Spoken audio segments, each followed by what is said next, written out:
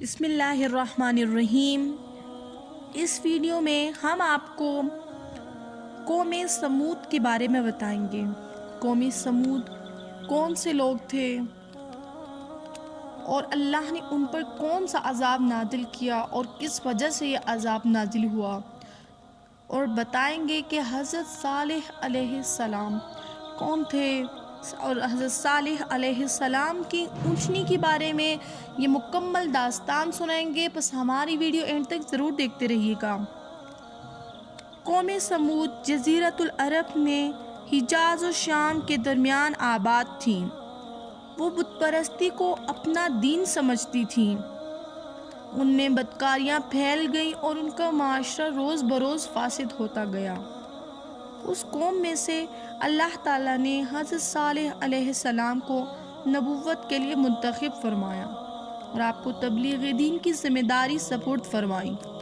اس وقت آپ کی عمر 16 برس کی تھی، لیکن اس چھوٹی سی عمر میں بھی آپ زہد، تقوی اور استقامت میں ضرب المثل بن چکے تھے۔ حضرت صالح علیہ السلام اپنی قوم کو مسلسل راہ حق کی دعوت دینے میں مصروف رہے، لیکن بدبخت لوگ آپ کو ایذائیں دیتے تھے۔ آپ علیہ السلام نے 16 برس کی عمر سے تبلیغ دین شروع کی اور آپ کی عمر 120 برس کی ہو گئی، لیکن 104 سالہ تبلیغ نبوت کے درمیان کسی نے بھی ان کی رسالت و نبوت کی تصدیق نہ کی اور اپنے آباء و اجداد کے طریقے پر قائم رہے۔ ایک دن حضرت صالح علیہ السلام قوم کی اس روش سے تنگ آ گئے اور آپ نے ان سے کہا کہ آؤ آپس میں ایک منصفانہ قرارداد مقرر کرتے ہیں۔ میں تمہارے بتوں سے اپنی حاجت طلب کروں گا۔ اگر بتوں نے میری حاجت پوری کر دی تو میں تبلیغ دین چھوڑ دوں گا، اور اگر بتوں نے میری حاجت روائی نہ کی تو اپنا مطالبہ میرے سامنے رکھنا، میں اسے خدا کی بارگاہ میں پیش کروں گا، اور اگر خدا نے تمہارا مطالبہ پورا کر دیا تو تم اس پر ایمان لاؤ گے اور بت پرستی چھوڑ دو گے۔ آپ علیہ السلام کی قوم نے کہا کہ یہ منصفانہ تجویز ہے اور معقول پیشکش ہے، تو ہمارے بتوں سے کچھ مانگ کر تو دیکھ، وہ تجھے سب کچھ دیں گے۔ فریقین نے ایک دن مقرر کیا اور وہ دن مشرکین کی عید کا دن تھا۔ اس وقت لوگ گھروں سے بت کندھوں پر اٹھا کر نکلے اور صحرا میں آئے۔ انہیں اپنے بتوں پر بڑا ناز تھا۔ انہوں نے بت زمین پر رکھے اور ان کو راضی کرنے کے لیے رقص کیا، یہاں تک کہ پوجا پاٹ کرتے کرتے انہیں دوپہر ہو گئی۔ پھر انہوں نے اپنے بتوں کی مدح و ثنا کرتے ہوئے انہیں مخاطب کر کے کہا، اے ہمارے معبود، آج کے دن ہمیں تمہاری مدد کی خصوصی طور پر ضرورت ہے۔ آج صالح علیہ السلام تجھ سے جو کچھ مانگے اس کی حاجت روائی کرو، ورنہ وہ ہمیں رسوا کرے گا۔ اس کے بعد انہوں نے حضرت صالح علیہ السلام سے کہا کہ جاؤ اور ہمارے معبودوں سے اپنی طلب کرو۔ حضرت صالح علیہ السلام سب سے پہلے بڑے بت کے پاس گئے اور آپ نے اسے آواز دی، لیکن بت کی طرف سے کوئی جواب نہ ملا۔ آپ دوسرے بت کے پاس گئے، اسے مخاطب کیا، لیکن وہاں بھی اسے کوئی جواب نہ ملا۔ آپ علیہ السلام باری باری ایک بت کے پاس گئے، کہیں سے بھی انہیں جواب نہ ملا۔ یہ منظر بت پرست بھی آنکھوں سے دیکھ رہے تھے۔ آپ علیہ السلام نے مشرکین سے کہا کہ تمہارے بت مجھے جواب کیوں نہیں دیتے، انہیں کچھ سنائی نہیں دیتا؟ مشرکین اپنے خداؤں کے سامنے سجدے میں گر پڑے اور انہوں نے اپنے سروں پر خاک ڈالی اور گڑ گڑا کر بتوں سے کہا کہ کچھ تو بولو، لیکن کسی بت کی طرف سے کوئی جواب نہ آیا۔ علیہ السلام نے دوبارہ بتوں سے خطاب کیا، لیکن کسی بھی بت نے جواب نہ دیا۔ مشرکین اپنے معبودوں کی یہ لاچاری دیکھ کر زور زور سے رونے لگے، لیکن بت پھر بھی خاموش رہے، یہاں تک کہ دن ڈوبنے کے قریب پہنچ گیا۔ تو آپ علیہ السلام نے ان سے کہا کہ اب میری طرف سے تمہیں اجازت ہے، تم میرے رب سے جو کچھ مانگنا ہو مانگ لو۔ مشرکین نے اپنے 70 افراد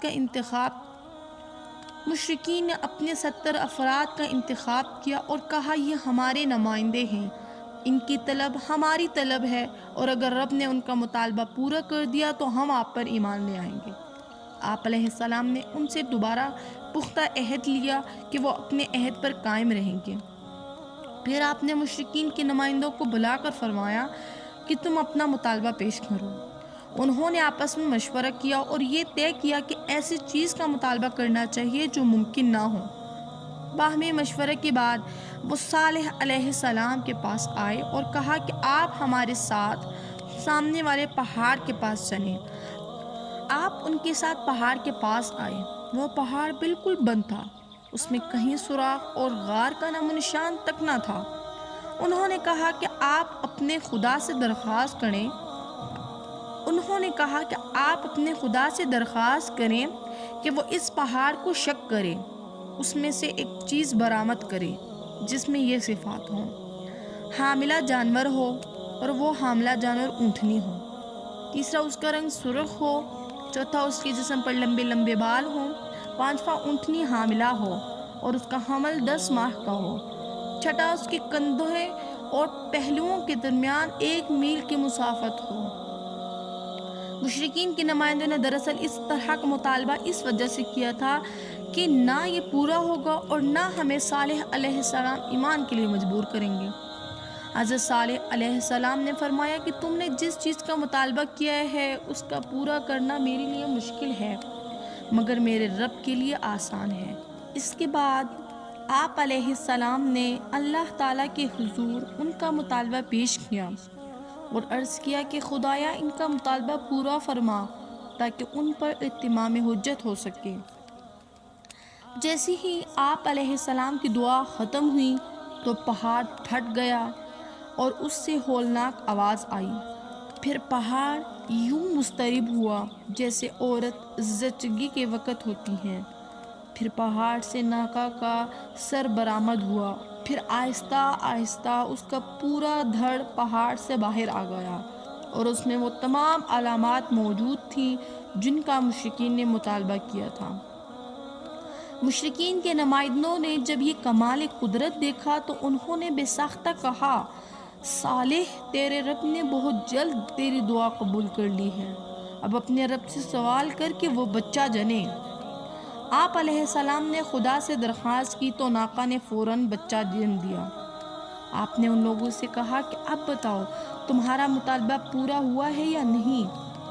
انہوں نے کہا کہ واقعی ہمارا مطالبہ پورا ہو چکا ہے، اب آپ ہمارے ساتھ ہماری قوم کے پاس چلیں، ہم نے جو کچھ دیکھا ہے انہیں اس کی خبر دیں گے تاکہ وہ آپ پر ایمان لائے، اور جہاں تک ہمارا تعلق ہے تو ہم آپ پر ایمان لاتے ہیں اور آپ کی تصدیق کرتے ہیں۔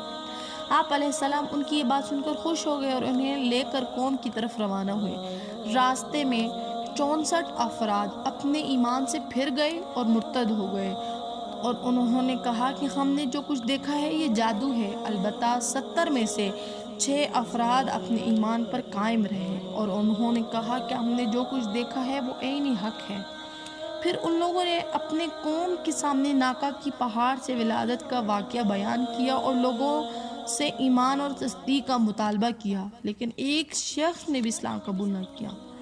اونٹنی بہت بڑی تھی، اسے اپنی ضخامت اور وجود کے مطابق پانی کی بھی ضرورت محسوس ہوتی تھی۔ جب وہ کسی تالاب و چشمے پر جاتی تو وہاں کا سارا پانی پی جاتی تھی۔ لوگوں نے آپ علیہ السلام کے پاس اس بات کی شکایت کی تو آپ نے فرمایا کہ آئندہ ایسا نہ ہوگا، ایک دن تم پانی پینا اور ایک دن پانی اونٹنی پیے گی۔ جس دن اونٹنی پانی پیے گی اس دن تم سب اونٹنی کا دودھ پینا اور خوب سیراب ہو کر پینا۔ چنانچہ ایک دن چشموں کا پانی لوگ پیتے تھے اور دوسرے دن اونٹنی پانی پیتی تھی۔ اس دن لوگ اپنے گھروں سے دودھ کے برتن لے کر آتے اور پانی کی جگہ دودھ بھر کر گھروں میں لے جاتے اور خوب سیراب ہوتے تھے۔ شہر کے جانور اس ناقہ کو دیکھ کر بدکتے تھے اور شہر کے لوگ چاہتے تھے کہ کسی طرح سے اس ناقے سے جان چھوٹے۔ جب صالح علیہ السلام کو ان کی اس بات کا پتہ چلا تو آپ نے فرمایا، جس طرح خداوند عالم نے قرآن مجید میں ارشاد فرمایا ہے کہ اے میری قوم، یہ ناقہ اللہ کی تمہارے لیے نشانی ہے، اسے اللہ کی زمین پر چرنے دو اور اسے کوئی تکلیف نہ پہنچانا، ورنہ جلدی عذاب تمہیں اپنی زد میں لے لے گا۔ دن گزرتے گئے اور ہر دن کے ساتھ لوگوں کی نفرت بھی پروان چڑھتی رہی۔ انہوں نے اونٹنی کو طے کرنے کے لیے 2 اشخاص کو مقرر کیا گیا، جن میں سے ایک کا نام قدار تھا، دوسرے کا نام مصطع تھا۔ وہ دونوں حرام زادے تھے، انہیں دو بدکار عورتوں سے عشق تھا، اور ان خبیث عورتوں نے ان سے کہا کہ اگر انہوں نے ناقہ صالح علیہ السلام کو قتل کیا تو وہ انہیں جامِ وصال سے سرشار کریں گے۔ اونٹنی کو ذبح کرنے کے لیے ایک دن مقرر کیا گیا۔ جب وہ دن آیا تو مصطح اور کدار نے اونٹنی کو تیر مارے، اونٹنی گر پڑی۔ پھر کدار آگے بڑھا، اس نے تلوار سے اونٹنی کی کونچیں کاٹ دیں۔ اس کے بعد وہ لوگ ناقۃ اللہ پر ٹوٹ پڑے، گوشت کے حصے حصے کر دیے اور گوشت اپنے گھروں کو لے گئے۔ ناقے کا بچہ بھاگ کھڑا ہوا اور وہ اس پہاڑ پر پہنچا جہاں سے اس کی ماں برآمد ہوئی تھی، اور وہاں جا کر بلبلایا اور خدا کی بارگاہ میں فریاد کی کہ پروردگار، آخر میری ماں کو کس جرم میں مارا گیا؟ پہاڑ پھٹا اور ناقہ کا بچہ پہاڑ میں چلا گیا۔ اس کے بعد وہ لوگ تلواریں لے کر صالح علیہ السلام کو قتل کرنے کے لیے روانہ ہوئے۔ اس وقت آپ پہاڑ کے ایک غار میں عبادت کرنے میں مصروف تھے۔ حملہ آور جیسے ہی غار کی طرف بڑھے، ملائکہ نے ان پر سنگباری کی اور انہیں وہاں سے بھگا دیا۔ پھر آپ علیہ السلام پر وحی ہوئی۔ انہوں نے قوم سمود سے کہا، خداوند عالم نے جس طرح اس کو قرآن میں ذکر کیا ہے، تم 3 دن تک اپنے گھروں میں ٹھہرے رہو، اس کے بعد تم پر عذاب آ جائے گا، یہ وہ وعدہ ہے جسے جھٹلایا نہیں جا سکتا۔ پھر آپ علیہ السلام نے فرمایا کہ تمہاری ہلاکت کی علامت یہ ہے کہ پہلے دن تمہارے چہرے زرد ہو جائیں گے، دوسرے دن تمہارے چہرے سرخ ہو جائیں گے، پھر تیسرے دن تمہارے چہرے سیاہ ہو جائیں گے۔ آپ علیہ السلام کا فرمان سچ ثابت ہوا۔ صبح اٹھے تو چہرے زرد تھے، دوسرے دن چہرے خون کی طرح سرخ تھے، اور تیسرے دن چہرے سیاہ ہو چکے تھے۔ پھر آپ علیہ السلام نے ایک زوردار چیخ ماری جس سے ان کے دل اور کانوں کے پردے پھٹ گئے اور وہ پلک جھپکنے میں ہلاک ہو گئے۔ اس کے بعد اللہ نے آسمان سے آگ بھیجی جس نے انہیں جلا کر خاکستر کر دیا۔ یہاں قرآن میں ہے، آخرکار جب ہمارے فیصلے کا وقت آ گیا تو ہم نے اپنی رحمت سے آپ علیہ السلام کو اور ان لوگوں کو جو اس کے ساتھ ایمان لائے تھے بچا لیا، اور اس دن کے رسوائی سے ان کو محفوظ رکھا۔ وہ لوگ جنہوں نے ظلم کیا تھا تو ایک سخت دھماکے نے ان کو دھر لیا، اور وہ اپنی بستیوں میں اس طرح بے حس و حرکت پڑے کہ پڑے رہ گئے گویا وہ وہاں کبھی آباد ہی نہ تھے۔ سمود نے اپنے رب کا انکار کیا، سمود کے لیے دوری ہوئی۔